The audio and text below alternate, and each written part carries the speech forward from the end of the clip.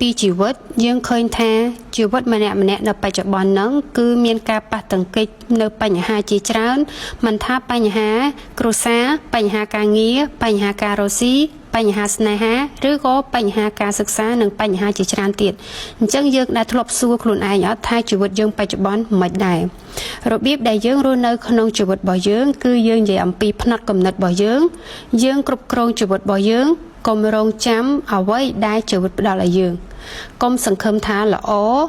នៅអ្វីដែលជីវិតផ្ដល់ឲ្យយើងបើយើងមិនធ្វើវាឲ្យកើតឡើងជីវិតផ្ដល់ឲ្យយើងនៅវេទិកាដ៏ល្អសម្រាប់ការរៀនសូត្រនិងដឹងពីសក្តានុពលពេញលេញរបស់ជីវិតយើង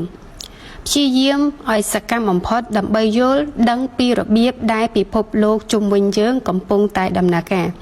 កំណត់គោលដៅនិងសម្រេចក្តីសុបិនរបស់យើង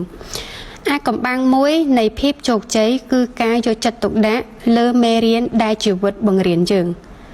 ចំណាយពេលអានសៀវភៅឲ្យបានច្រើននិងសិក្សាពីគំនិតអ្នកដទៃអំពីជីវិតនិងភាពជោគជ័យរបស់គេហើយអនុវត្តខ្លះនៅក្នុងជីវិតផ្ទាល់ខ្លួនរបស់យើង